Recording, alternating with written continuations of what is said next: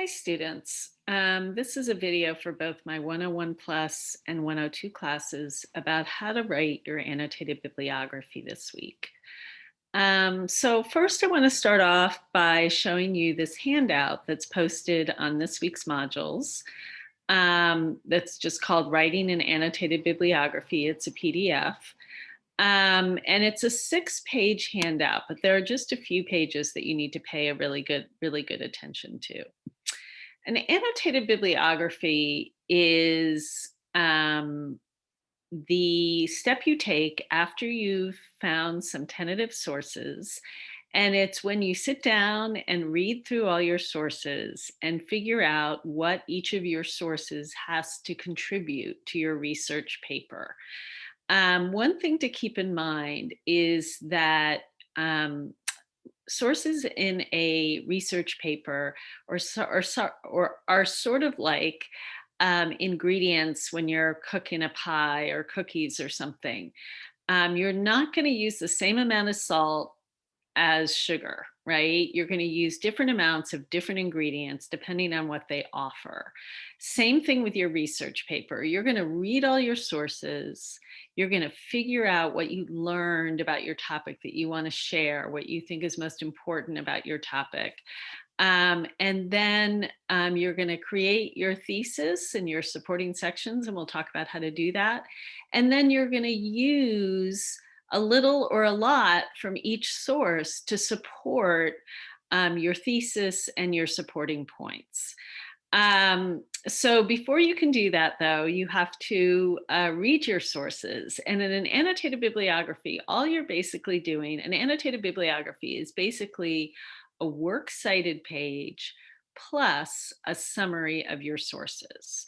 So I'm going to scroll down to page, I think it's like page 3 of this handout, which I think is kind of the best example for you to look at. I don't think the handouts pages are numbered, but you see an example here of an annotated bibliography.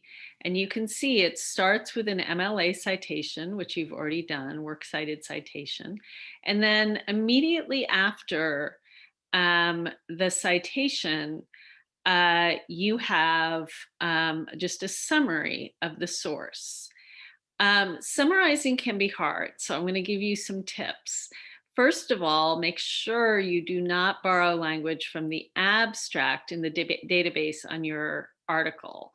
All these annotated bibliographies will go through a plagiarism checker. So what I recommend you do is read your article, put the article away so you're not even looking at it, and then just pretend that somebody asked you, what's that article about? And just type 4 or 5 sentences, maybe even less, about what that article is about. There's a lot of academic language in this example that we're looking at here, but you just write in your own conversational voice. What does this article say? 4 or 5 sentences, and then move on to the next one. If you look at the article while you're trying to summarize it, I think it can kind of mess you up. If you start summarizing and you think, oh, I can't remember what it said about X, you can peek.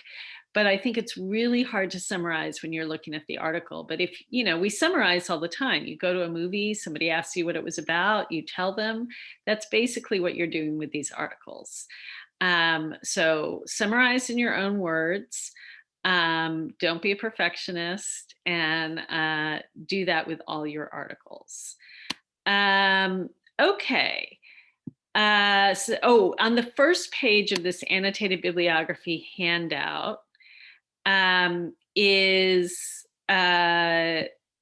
some questions that they suggest you can answer about each source to write your summary. If you find those questions that they list helpful in writing your summary, use them. You do not have to use them. It's up to you.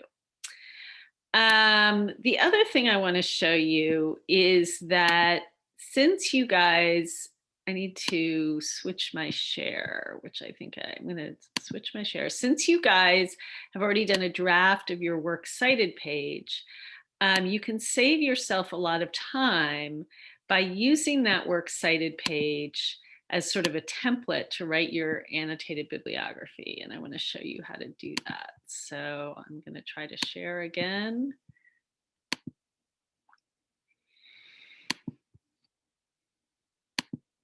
So here's a works cited page from a couple semesters ago. I changed the student's name. She did not remove the HTTP, which now they recommend you do. I wouldn't worry about it so much right now, but I am going to remove the underline in her URL, and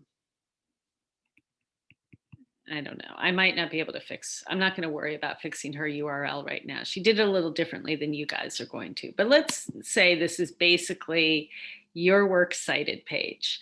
And you've saved your works cited page, because when you turn in your final draft of your essay, you're going to need to turn in your works cited page.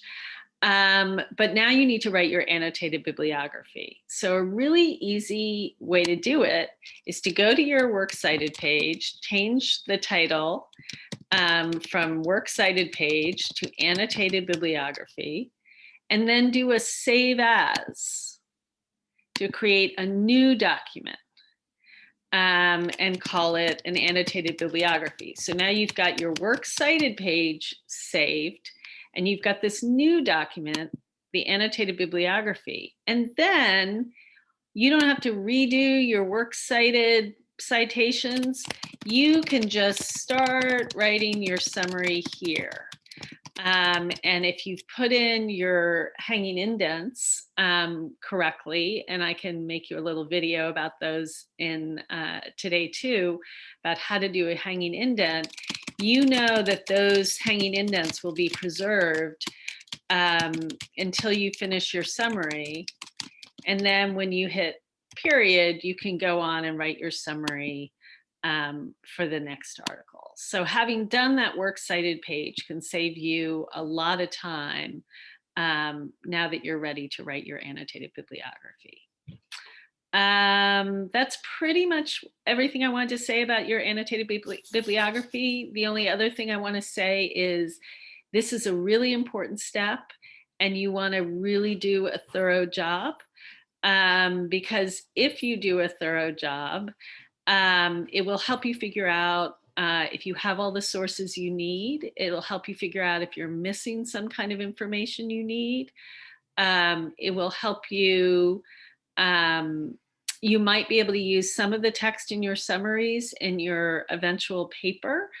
And so, I encourage you to invest the time, do a thorough job, and let me know if you have any questions.